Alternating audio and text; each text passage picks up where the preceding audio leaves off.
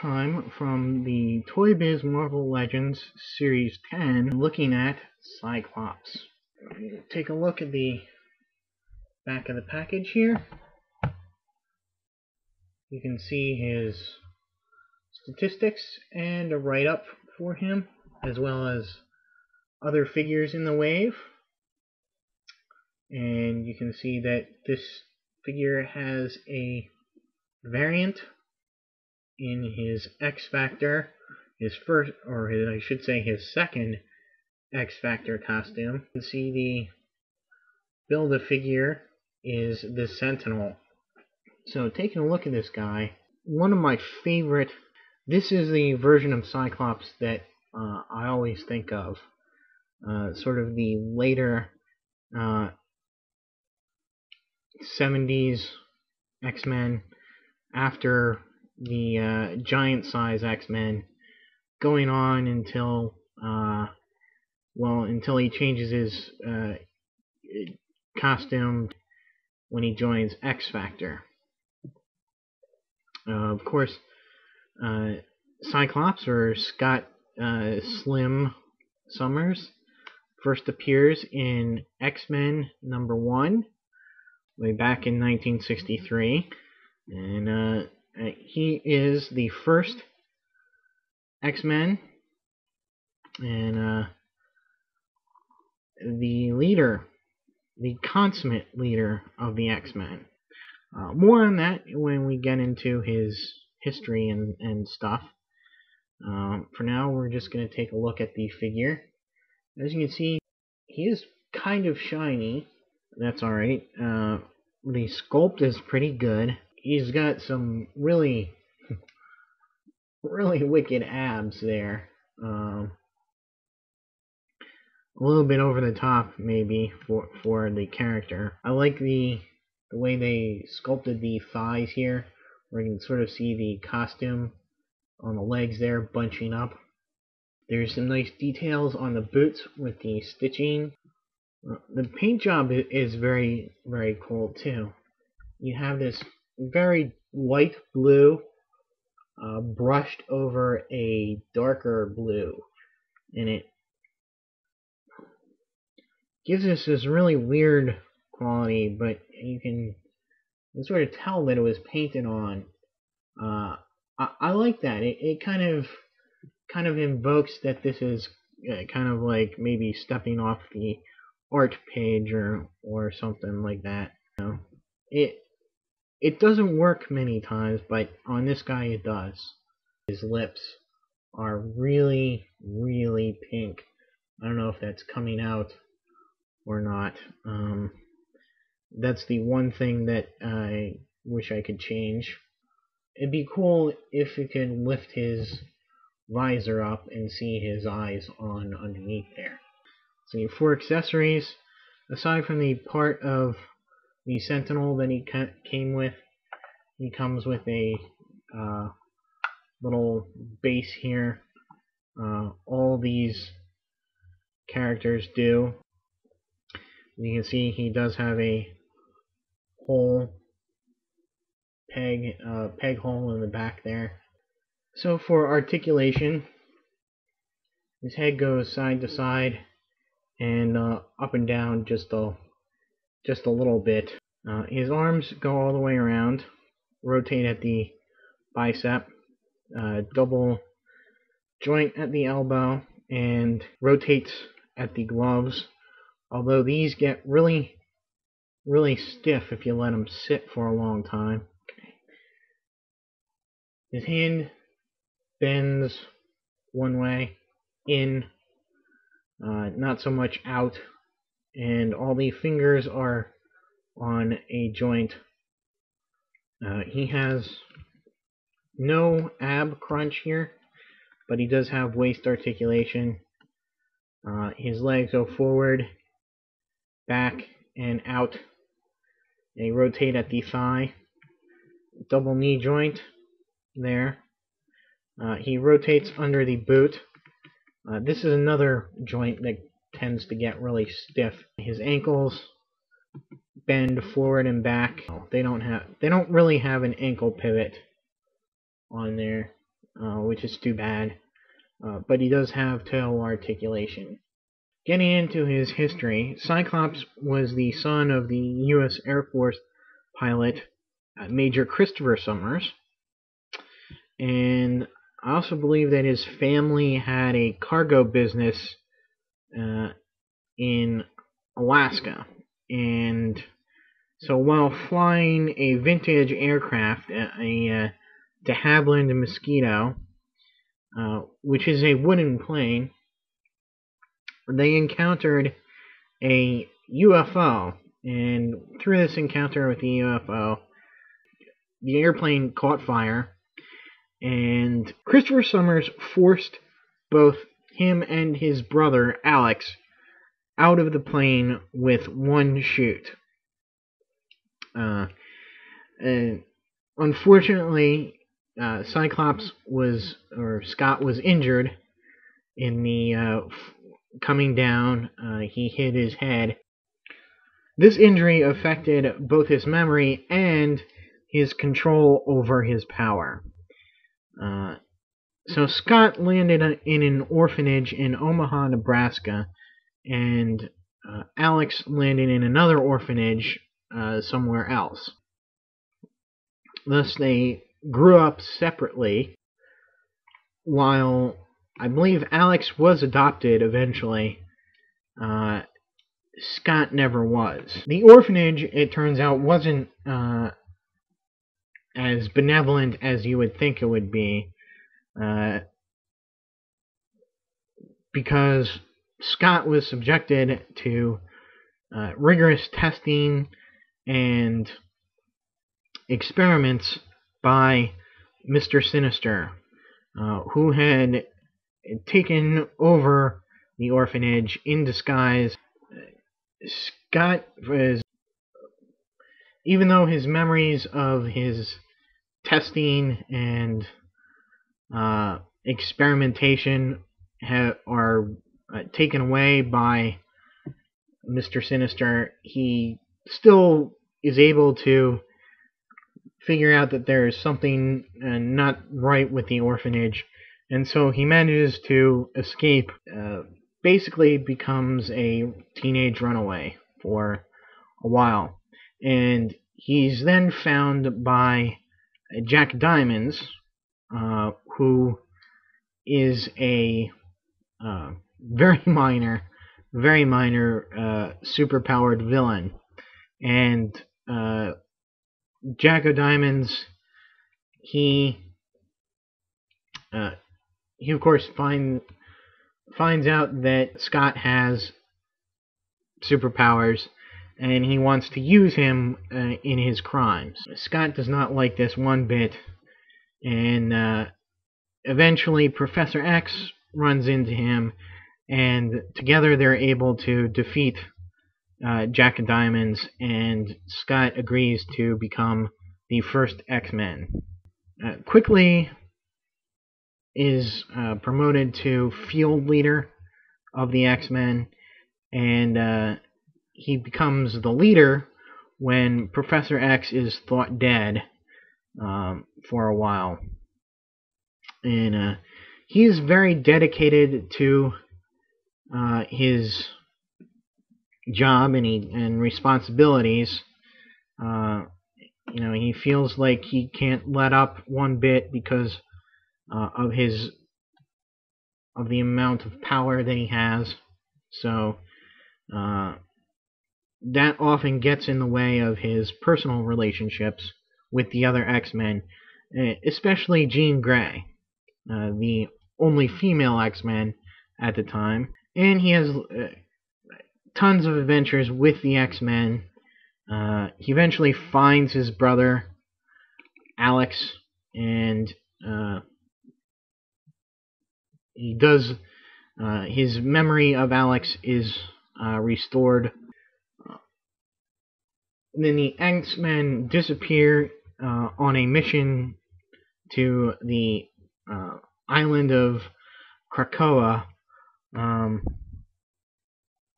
He finds himself a survivor, and while Professor X gathers new X-Men, he trains with an increased power in his new visor, which is this one right here. And pretty soon the new X-Men go out and save the old X-Men, and since there's so many X-Men now, the original members basically all decide that they've had it, and they're gonna seek out their like a normal life. And Scott is the only one who stays, and he remains the leader of the X-Men. He eventually finds out what happened to his parents. They actually survived the attack upon their plane and were carted off into the Shi'ar Empire out in outer space. And unfortunately, his mother died and was murdered by the Emperor of the Shi'ar. And his father became the rebel leader Corsair, head of the Starjammers. He is about to marry Jean Grey when she becomes the Phoenix, which then progresses into her becoming the Dark Phoenix and sacrificing her life to save the universe from the out-of-control power of the Phoenix. With her death, he's kind of at a crossroads. So he takes off from the X-Men for a while, and he meets Madeline Pryor, who bears a striking resemblance to Jean Grey, and it turns out was actually a clone of Jean Grey, cloned by Mr. Sinister. They begin a relationship, and eventually she gets pregnant with a son by him. And so he's kind of thinking about retiring from the X-Men, and so he and Storm basically have a fight to determine who is still, if he's still worthy to lead the X-Men. And he loses. And he loses the fight to Storm, who at that time was depowered. So it's really kind of demoralizing, and he kind of goes away for a while until they decide that the Jean Grey that died was not the true Jean Grey, but just a copy made from the original Jean Grey, who was still alive, and the Fantastic Four finds her still alive, and she and the other original members of the X-Men reunite and form X-Factor. So eventually, Cyclops is reunited with his son by Madeline Pryor. However, Apocalypse manages to infect his son with a techno-organic virus, and so he has to give up the son to someone from the future where the techno-organic virus can be contained. So he lets him go, and the son is off into the future and eventually becomes Cable. So he returns to the X-Men because the X-Men have so many members now. They have two teams, Blue Team and Gold Team, and he leads the Gold Team. He marries Jean. At one point, he merges with Apocalypse in order to try and prevent a destruction, worldwide destruction. And he's eventually separated from Apocalypse. Morrison's new X-Men, he and Emma Frost engage in a psychic affair, and I will lead you to ponder what that means. Unfortunately, Jean Grey does die yet again. But they do manage to kind of reconcile their feelings for each other. Then we go into Astonishing X-Men, where he kind of wants the X-Men to step out of the mysterious and dangerous role of mutants and become superheroes again. It doesn't quite work out that way. A real rift starts to form between Cyclops and Professor Xavier now. And when it turns out that the Danger Room was actually a sentient computer life force thing, which Xavier knew about but kept as basically a prisoner to help train the X-Men, and so that causes a little bit of a rift. Then there's Decimation, where the Scarlet Witch causes a bunch of mutants to lose their power, so that there are only about 200 or so powered mutants in the world. And Scott takes over as headmaster and also becomes the de facto mutant spokesman, if you will. Then in the Deadly Genesis storyline, he finds out he has a lost brother, which was long hinted at in the comics. And his brother was actually part of the X-Men as well, and Xavier made Scott forget all about him. So that really deepens the rift. That heads into the Messiah Complex storyline, where the first mutant is born after the decimation, and at the conclusion of that, Xavier is shot. He survives, but is incapacitated. And the X-Men basically disband at that point. They're quickly reestablished with San Francisco as its headquarters. Scott really sort of takes a very proactive stance, if you will, in regards with mutant rights. Not so much like Magneto, but making some very hard decisions that tick a lot of people off. Like, for instance, the creation of X-Force as a clandestine strike force.